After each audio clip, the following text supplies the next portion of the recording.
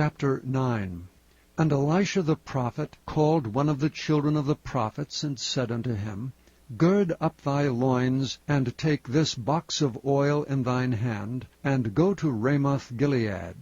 And when thou comest thither, look out there Jehu the son of Jehoshaphat, the son of Nimshi, and go in and make him arise up from among his brethren, and carry him to an inner chamber. Then take the box of oil, and pour it on his head, and say, Thus saith the Lord, I have anointed thee king over Israel. Then open the door, and flee, and tarry not. So the young man, even the young man the prophet, went to Ramoth Gilead. And when he came, behold, the captains of the host were sitting, and he said, I have an errand to thee, O captain. And Jehu said, Unto which of all us? And he said, To thee, O captain.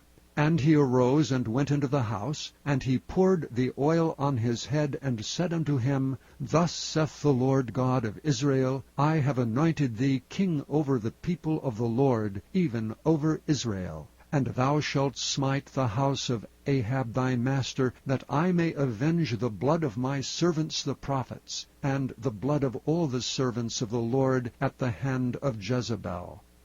For the whole house of Ahab shall perish, and I will cut off from Ahab him that pisseth against the wall, and him that is shut up and left in Israel.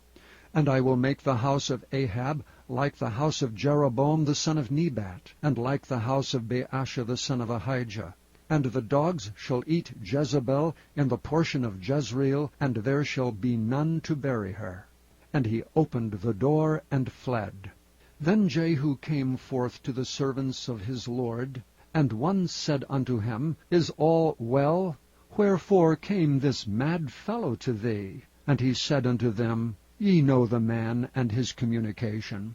And they said, It is false. Tell us now. And he said, Thus and thus spake he to me, saying, Thus saith the Lord, I have anointed thee king over Israel.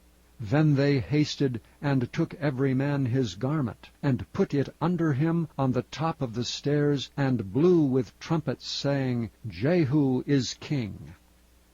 So Jehu the son of Jehoshaphat, the son of Nimshi, conspired against Joram. Now Joram had kept Ramoth Gilead, he and all Israel, because of Hazael king of Syria. But King Joram was returned to be healed in Jezreel of the wounds which the Syrians had given him when he fought with Hazael king of Syria. And Jehu said, If it be your minds, then let none go forth nor escape out of the city to go to tell it in Jezreel.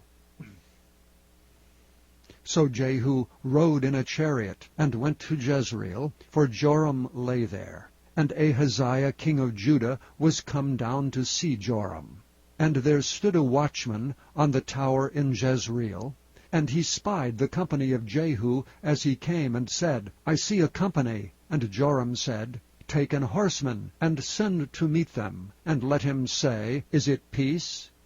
So there went one on horseback to meet him, and said, Thus saith the king, Is it peace? And Jehu said, What hast thou to do with peace? Turn thee behind me. And the watchman told, saying, The messenger came to them, but he cometh not again.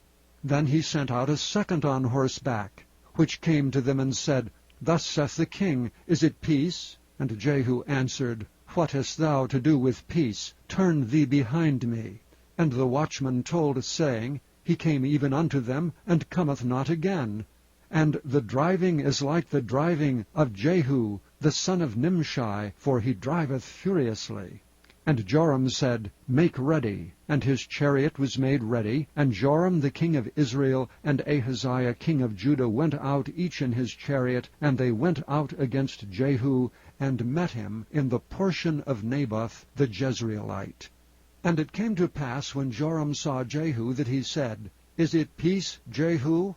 And he answered, What peace, so long as the whoredoms of thy mother Jezebel and her witchcrafts are so many? And Joram turned his hands and fled, and said to Ahaziah, There is treachery, O Ahaziah. And Jehu drew a bow with his full strength, and smote Jehoram between his arms, and the arrow went out at his heart, and he sunk down in his chariot.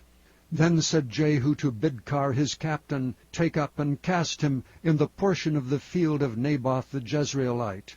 For remember how that when I and thou rode together after Ahab his father, the Lord laid this burden upon him. Surely I have seen yesterday the blood of Naboth, and the blood of his sons, saith the Lord. And I will requite thee in this plat, saith the Lord. Now therefore take and cast him into the plat of ground, according to the word of the Lord. But when Ahaziah the king of Judah saw this, he fled by the way of the garden house. And Jehu followed after him, and said, Smite him also in the chariot. And they did so at the going up to Gur, which is by Ibleam. And he fled to Megiddo, and died there. And his servants carried him in a chariot to Jerusalem, and buried him in his sepulchre with his fathers in the city of David. And in the 11th year of Joram the son of Ahab began Ahaziah to reign over Judah. And when Jehu was come to Jezreel, Jezebel heard of it, and she painted her face, and tied her head, and looked out at a window. And as Jehu entered in at the gate, he said, Had Zimri peace who slew his master? And he lifted up his face to the window, and said, Who is on my side, who? And there looked out to him 2 or 3 eunuchs. And he said, Throw her down.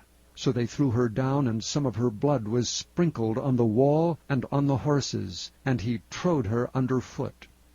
And when he was come in, he did eat and drink, and said, Go see now this cursed woman, and bury her, for she is a king's daughter. And they went to bury her, but they found no more of her than the skull and the feet and the palms of her hands. Wherefore they came again and told him. And he said, This is the word of the Lord, which he spake by his servant Elisha the Tishbite, saying, In the portion of Jezreel shall dogs eat the flesh of Jezebel. And the carcass of Jezebel shall be as dung upon the face of the field in the portion of Jezreel, so that they shall not say, This is Jezebel.